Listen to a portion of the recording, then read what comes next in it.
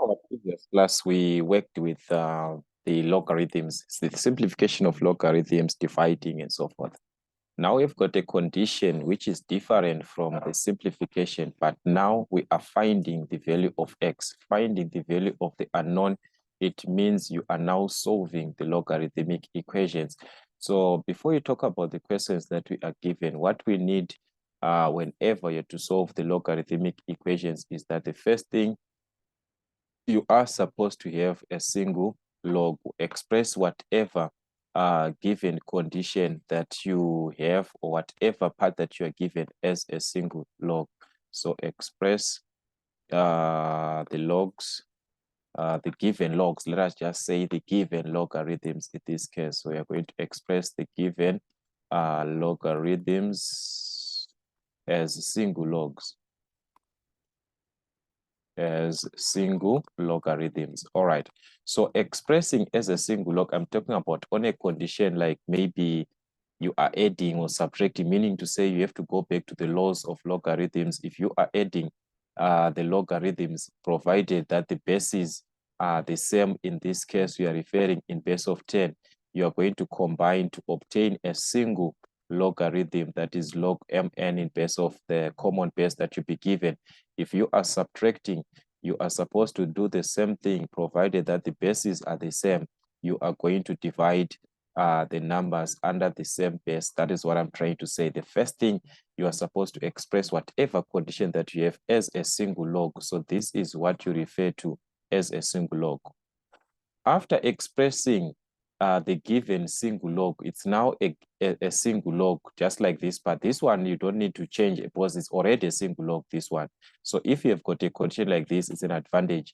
So the second stage that you're going to need is to express or to convert to an index form, convert from log form to exponential or index form. So this is index or exponential form.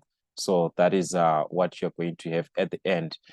From what is in logarithmic form, you will now have it as a single log. You convert that. All right, I want to convert to the index form, in this case, from the log form to the index or the exponential form. That is what you're going to do in this case. How do I convert this? That is the question you are asking yourself, to say, how am I going now to convert a log form to an exponential? Remember, I said you are supposed to have a single log. So let's take a single log of log A base B like this, being equal to C. This here is a single log, just like the same part of this part, this part is a single log. So we can convert this to index form, which can be written as this number affecting our log. So it's going to be A is equal to the base to the exponent of C.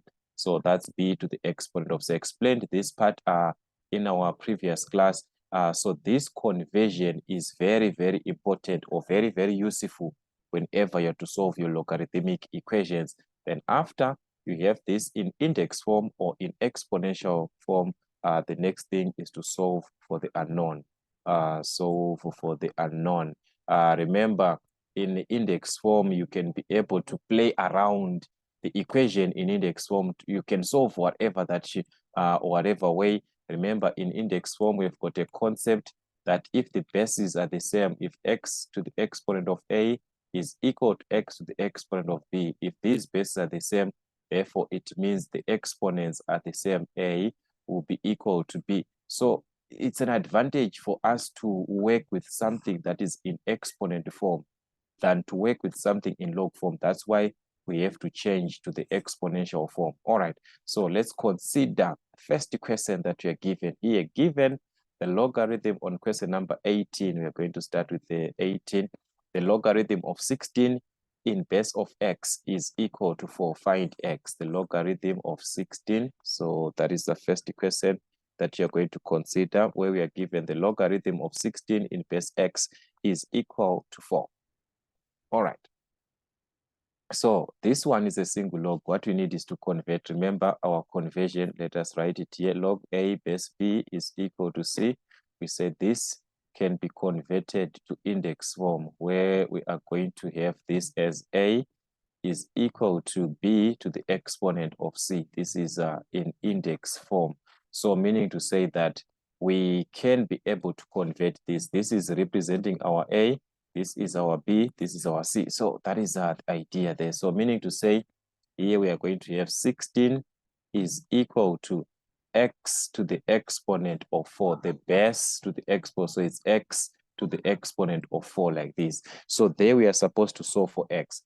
We are now in index form. So in index form, how do you find x? It's different where I was talking about the basis. If the number was like 16 is equal to 2 to the exponent of x, we can make the basis to be the same. But this time we do not have that because here it's a number, it's a base. Yes, we can do that by side to say, okay, which number can I use to the exponent of 4, which will be the same as this. But how do you remove the exponent? That's the question from your exponents. How do you remove this 4?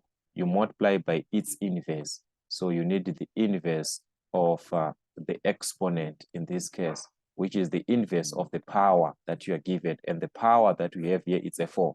So what is the inverse? The inverse simply means 1 over that number. That is the inverse. 1 over this number. That is the inverse.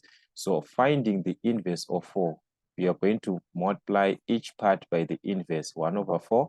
You do the same. You raise this to the exponent of 1 over 4. So meaning to say, we have got 16 to the exponent of 1 over 4, which is equal to, from our laws of exponents, and exponent here is going to multiply each other. X to the exponent of a to the exponent of b is going to give us x to the exponent of ab. So you multiply 4 times 1 over 4. So by multiplying this, we are going to get a 1. So that's x to the exponent of 1, which is same as x. All right. Then how do you simplify 16 to the exponent of 1 over 4? We are now back to our laws of exponents. Remember that x to the exponent of a over b, once you are given a fractional exponent like this, it is going to be the base root of x to the exponent of a, everything to the exponent of a. So meaning to say the denominator here is going to be written in the root sign. So here we are going to have the 4th root, the denominator, which is 4 of 16. So it's the 4th root of 16. Everything to the exponent of 1 is equal to x. So thus we can find the value of x. What is the 4th root of 16? The number that is going to multiply itself 4 times to give us 16. So that's 2 times 2 times 2, 4 times. So that will be a plus 2. Remember, here we are dealing with the base. So the base is supposed to be always a positive already. The base is positive. This number is also a positive. So that's why I'm taking the positive. In actual sense, the 4th root of 16 is supposed to be plus or minus 2, but our base cannot be negative. So we are going to take our answer as a positive value in this case. All right. So that was the first question. Using the same scenario, let us check how this one is given. Now we are given the logarithm of 9 in base of x is equal to 1,5. Find x again. So we've got the logarithm of x, in base of 9. The logarithm of x in base of 9. So the idea is still the same. The idea there is still the same. So I'm just going to use here so that we can clearly see these laws that we listed here. So we are given this as the logarithm of x in base of 9 equal to 1,5. So using the same scenario, we are going to have this x, which is our a. So x is equal to the base to the exponent of 1,5, which is our base there. It's what? It's 9. So it's 9 to the exponent of 1,5. So this one is direct, guys. If you were to check here, this is direct. You just have to simplify. Already x is the subject. So meaning to say we shall have x is equal to, we can convert the 1,5 to a fraction in this case.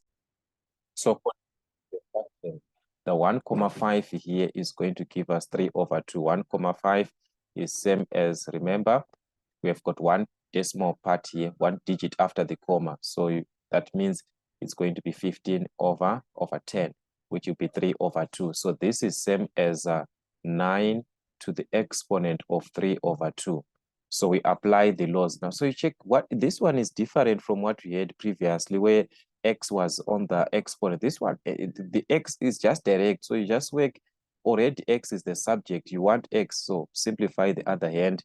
Remember from this law that we had x to the exponent of a over b. Whenever you've got this condition, is going to be the bit root of x to the exponent of a. So you're going to have the denominator, which is 2. So you're going to have a 2 inside. Having a 2 here or not writing is one and the same. It's the square root of 9 to the exponent of 3. And x is supposed to be a positive. So here we are going to be working with positive values only. So we are going to have the square root of 9, which is 3, to the exponent of 3.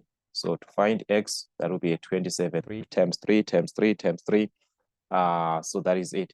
We know that the square root of 9 is a plus or minus 3, but here we are working with what? Positive. The number here is supposed to be positive. Also, the base is supposed to be a positive. That is the case. All right, let's check another question. So these questions, they're different. If you see the location where there is where x is given is different. Here with x on the base. Here another part. Here we've got another x on the base. So this one is x here. Log 0,5 base x is equal to minus 0,5. Okay, I think this one might be direct. Let us just see. All right, so let us also have it here. So we are given. So also the other thing, don't forget to join the WhatsApp group. Follow, if you check on the description of our channel, so that you can send your questions on the WhatsApp group if you have questions to ask. All right, so there we are given the logarithm of 0,5 in the base of x is equal to negative 0,5, and you have to solve for x. Back to the same scenario, it's already a single log, so this number 0,5 must be equal to the base to the exponent of minus 0,5. So it's x to the exponent of minus 0,5 like this. All right, so what does it mean? Expressed as fractions, it's easier for us. 0,5 is same as a half. All right, that's 5 over 10, which is a half. So a half is equal to x to the exponent of minus a half like this. So if we check, we are now back to the first scenario that I talked about, whereby you are given the x on the base and you are to remove this exponent so that you remain with x. Whenever you want to remove the exponent, you have to find the inverse of that exponent. And the inverse of the given exponent, we said it's 1 over the number, 1 over this value here. So meaning to say the inverse of minus half is 1 over minus half like this. All right, 1 over minus half like this, which is going to give us negative 2. You can also use your calculator to prove that. So that will be a negative 2. Simply 1 over, you interchange these numbers here, you just interchange. So that will be a negative 2. So with the inverse that you have got, you are going to raise everything to the exponent of the inverse, which is minus 2. This one to the exponent of minus 2. So we can simplify. Minus half times minus 2 is going to be a positive 1. We multiply minus half times minus 2. Remember I said exponent, you multiply them. So that will be a positive 1. So meaning to say we are left with x here. And this will be a half to the exponent of what? To the exponent of negative 2. For you to simplify this, you are in paper 1. There's no way you are supposed to use the laws of your exponents now in order for you to solve this. Whenever you are given a negative exponent, the easiest way to remove this negative here, you simply interchange everything inside. That's it. Just interchange everything inside. You've removed the negative. All right. So this will be 2 over 1 to the exponent of 2, which is equal to x. Just like that, to interchange this, we are now having a positive. All right. So that means we are going to have our x being 2 over 1, which is 2, and 2 to the exponent of 2 is going to be a 4. So that is the concept. So what I'm simply saying is that if you are given a over b to the exponent of minus n to the exponent of minus n like this, it is the same as b over a to the exponent of n. All right, so that is how you can simply remove a negative exponent. The easiest way to remove what? A negative on the exponent. All right, I hope we are together. Guys, these things are very, very important. The laws are very, very important. Now let us consider this one. On this one, it's now this is the same thing, but here we are given the logarithm of this and plus this is equal to 1. Show that we are going to have this equation. It's simply taken from a log. This one we are already given our log in this case as an equation. The moment we are saying this is equal to 1, it's an equation. So if we are given that the logarithm of x plus 2 in base of 10 plus the logarithm of x plus 3 in base of 10 is equal to 1. What does it mean? Remember what I said in the first place, whenever you're dealing with a logarithmic equation, you are supposed to have or to express it as the given logarithms as single logs. You're supposed to express it as a single log so that you can be able to convert it to index form or the exponential form. So that is what you're supposed to do in this case. We are given two logarithms that are to be combined together. We have got this log here and this log. So you're supposed to have it as a single log. So as a single log, what does it mean? As a single log, we are going to apply the laws to say if you are adding the logarithms, you divide the numbers provided that the bases are the same. So we are going to we are going to multiply, sorry for that. Sorry for this. You are going to multiply the numbers, which is this part here and this part here. Multiply them together. So that will be log x plus 2 into x plus 3 like this in base of 10, the common base. So we have multiplied these together. All right. So this is equal to what? Is equal to 1. So remember, we are asked to show that this equation, this log equation that we have is supposed to give us this equation. And this equation, we do not have any log in this equation. So what happened? They converted to index form and solved in index form and simplified in index form. So this is what we have here. So now we have got a single log. Remember, from single log, we said this number here, which is the whole expression of x plus 2 into x plus 3 is equal to the base 10 to the exponent of 1. The base to the exponent, that is the idea there. So we are going to have this as 10 to the exponent. We have converted from log form to index form. So this one is now in index form, where you can play around this one the way that you want. So what can we do? We can expand our brackets, collect like terms x and x here. X times x is gonna be x squared, x and 3 here, which is going to be 3x. We are done with this x. We move on to 2. So it's 2 and x, which is going to be plus 2x, 2 and 3 here, which is going to be a 6. This is equal to 10 to the exponent of 1, which is 10.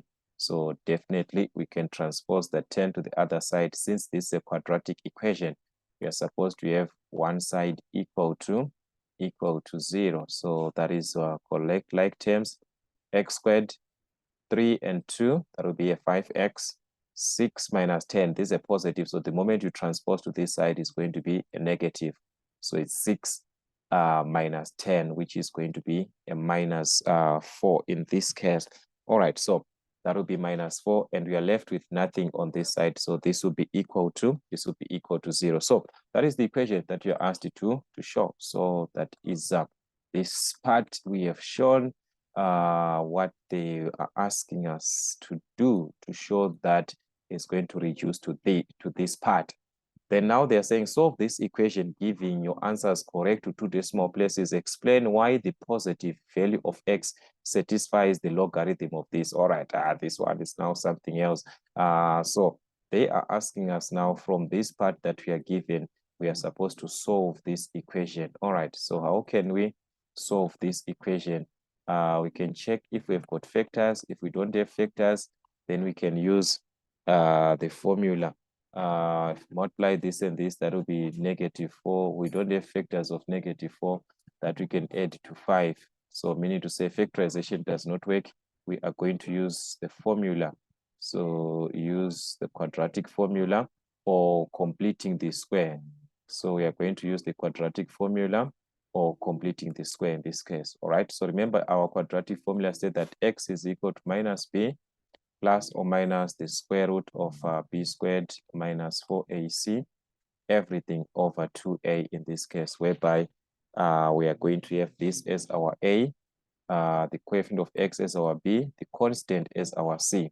So that will be x is equal to minus b, which is 5, plus or minus the square root of b squared, which is our 5 here, but now being squared, minus 4 times our a, which is 1, times c, our c in this case, that is negative 4.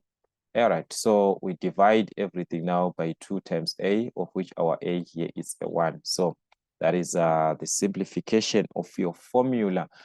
So this part I'm not going to waste much time. We are used to our quadratic formula. So from there, you just have to simplify. Remember, simplify everything under the square root. You get something like 41 there over 2. Then we can separate our values, the one with a plus and the other one with a minus. So that will be minus 5 plus the square root of 41 in this case. We've got the square root of 41 over 2, or the other x is going to be negative 5 minus the square root of 41 over 2. So that's it. From your calculator, make sure that you use your calculator properly. In this case, the simplification on your calculator, if you are to check here, we have got our calculator there. If you just save your fraction, so that will be minus 5 in this case from your calculator. We've got negative 5, so that's negative 5 plus the square root of 41. So we've got plus the square root of 41 in this case, everything over 2. So that's it. We can have our value, change this 0.701 and so forth. So there we are being asked to give this to 2 decimal places. So that will be 0.7. So it's going to be 0.70 like this to 2 decimal places. Or we do the same on the negative. We are going to obtain something like negative 5.70 like that. But always, like we are given the logarithm, the x that we are talking about is the log. We can't have the log of a negative number. So therefore, our answer here is going to be 0.78. That is the one that they are to justify that it must be a positive. I want you to check on your, if we are to use our calculator, let me show you something on this part that I'm trying to explain. Let's say we want to log base 2 of negative, let's just say negative 1. If you are to simplify it, it's going to write math error, meaning to say this does not exist in maths. So we cannot have the log of a negative value in real application. Our log is not supposed to be a negative. A log can be a decimal. We can have log of 0.5, which is fine. We can obtain a negative answer there. But the log here cannot be a negative. The number on the log here cannot be a negative. It won't, that one does not exist in our mathematics. So that is what we are given in this case. So the use of a negative does not exist. So that is the example that I'm trying to explain in this case on our calculator. So these are the typical questions. Let's continue to revise as much questions as possible towards our revision.